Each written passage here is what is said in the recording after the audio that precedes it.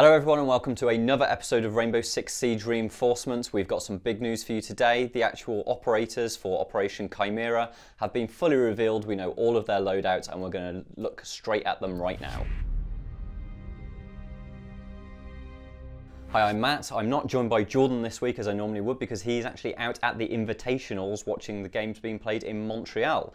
He'll also be getting his hands on these operators that we're about to discuss, so lucky him, and we'll bring you some gameplay of that in the future.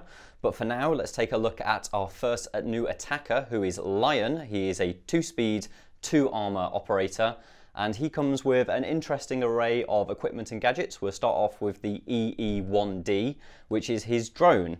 This is interesting. This is an attacker drone that is not necessarily about kind of like going in the prep phase and looking around.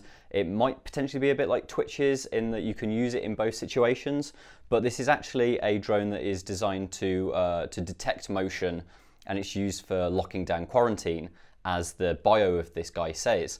Interestingly, we're not quite sure yet how this will be utilized, but it sounds like it might be if you ever play Battlefield Bad Company and use the sniper's motion detector tracking ball. It sounds like it might be that sort of like identifying where enemies are, possibly through walls with a ping, like how Jackal does things, to allow you to know when kind of roamers are coming up on you. This brings us into his primary equipment, which we'll start with the V308 rifle. Now this looks a bit like a Vector, but presumably will actually chamber a larger round because obviously, as we know, attackers tend to use assault rifles over SMGs. This weapon doesn't exist in real life as far as we can see, but with that big drum mag, it looks like it might have a bit more stopping power than Mira's Vector, possibly has a lower firing rate. We'll see about that as the operator comes into play. You also can use the 417 marksman rifle, which you might know from Twitch's arsenal, and he also has access to the SG close quarter battle shotgun, which you'll also have seen with characters like Rook. These are obviously all being drawn from the French operators' collection of weaponry. In regards to secondary armaments, the pistol was the P9 or the LFP586 revolver, which you will have seen being used by characters like Montaigne and stuff like that. And as for gadgets, he uses a claymore or stun grenades. Again, these are very typical attacking items. As you may know, with new operators in the Rainbow universe, they come with a little bit of lore as well. So if you want to know a bit about Lion, you can head over to the Rainbow Six blog. But basically the highlights of this is that he had a troubled kind of past, a really struggled childhood, had plenty of problems with drugs and alcohol, eventually ended up in the military where in the Sudan, he was combating yellow fever, ended up kind of shouting at a lot of people, which is where he gets the nickname Lion from, kind of this very powerful voice.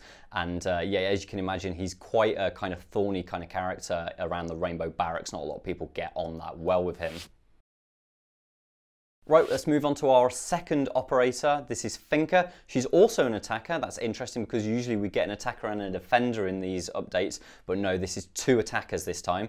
She, similarly to Lion, is also 2 speed, 2 armor. Now her main gadget is a series of nanobots. Basically, before everybody on your team goes into the match, it is presumed that you were shot up with these nanobots by Finka before the start of the battle.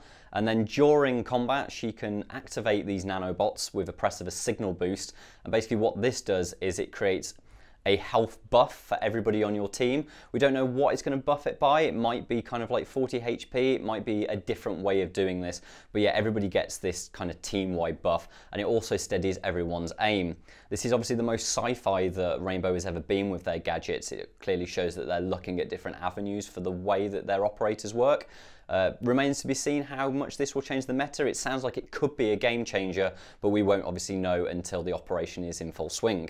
As for her weapons, her primary weapon is the Spear .308, which is based on a prototype Russian battle rifle.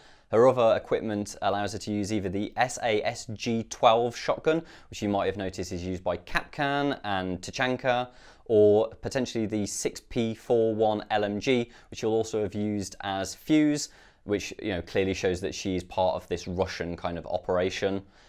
In regards to secondary, she's got the PMM pistol or the GSH-18, and her gadgets are breach charges and stun grenades. Like Lion, Finka comes with a bit of lore as well. She grew up with a fairly horrendous disease, which means that kind of like she's got muscle degradation and finds there's a lack of sensitivity in her like extremities and stuff like that.